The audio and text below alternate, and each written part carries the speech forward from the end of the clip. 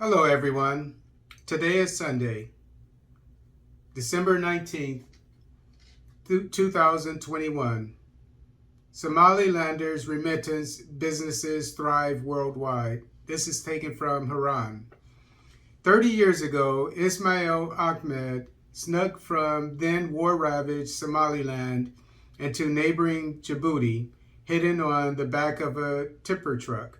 His brother, who was working in Saudi Arabia, sent him money to pay for a flight to London to take on a scholarship to study economics. Quote, that's when I really realized remittances were a key source of migrant money, unquote, he says. Today, Ahmed is the founder and chair of the London-based ZEPS, formerly World Remit Group, a cross-border digital payment service that has more than 11 million users in 150 countries and was valued at $5 billion in an August fundraising. Quote, we are one of the largest independent digital money transfer businesses globally, unquote, he explains over tea in Hargeisa, his hometown and the capital of the self-declared state of Somaliland. Quote, our first corridor of remittances was from the United Kingdom in Somaliland. That's how we started. Then we went global, and today we are among the top in Colombia and the Philippines, for example, unquote. Ahmed established the company a decade ago. He funded it with around $100,000 in compensation that he received after blowing the whistle on corruption in a remittance program while working for the UN in Nairobi. At that point, he was already researching more efficient ways to transfer money across borders after having to pay fees to high street banks to send cash back to Somaliland when he was studying in the UK. Quote, Hargeisa was actually built with remittance money, so I grew up seeing remittances everywhere, unquote, Ahmed explains, noting that Somalis used an honor-based underground money transfer system called Hawala, which was then developed into a way to let expatriates send money back to Somaliland at close to zero cost. Somalis working in other countries, they are strongly represented in Djibouti, Ethiopia, and Kenya, for example, would hand their spare cash to traders there who were in need of money to buy stock. Those traders would in turn sell their goods in the country for which the Somalis' money was destined, handing over the proceeds of their sales to a specific recipient. The close-knit and clan-based communities of Somalis provided enough trust that these transfers would be carried out in good faith.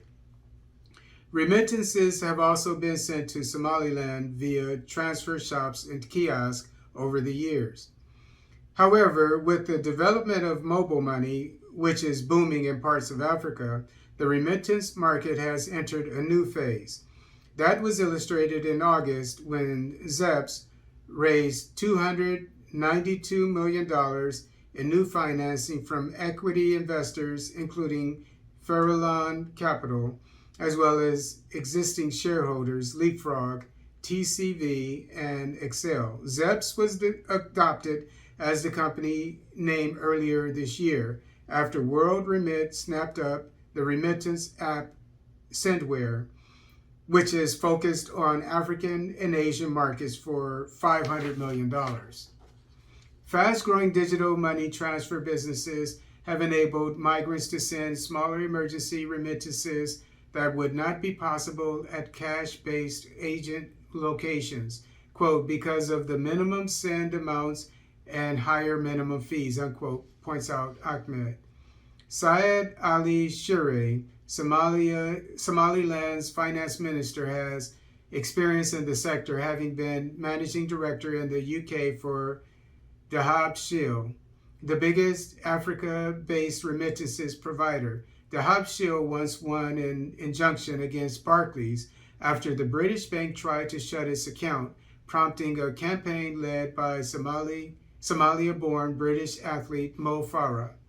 For Somaliland, Remittances are a big part of the unrecognized country's economy, enabling a small state to become a thriving private enterprise. Quote, our community trusts each other a lot due to family connections, cultural connections, clan connections, and Dahabshil respects this, unquote, says Rashid Douale, Chief Executive, Dahabshil. His father, Mohammed Douale, is the founding father of Somali remittances, having started Dahabshil, meaning goldsmith, in 1970 in the town of Burao.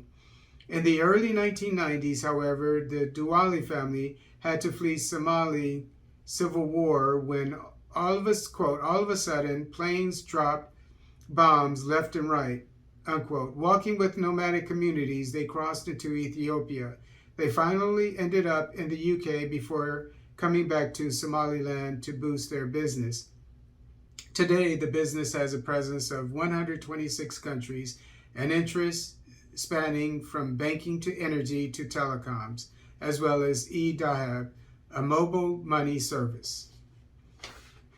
So, what I'm getting from this is that the Somalis are the future of Africa when it comes to remittances, the remittance market industry, because we have two billion-dollar firms, multi-billion-dollar firms that are in the remittance industry.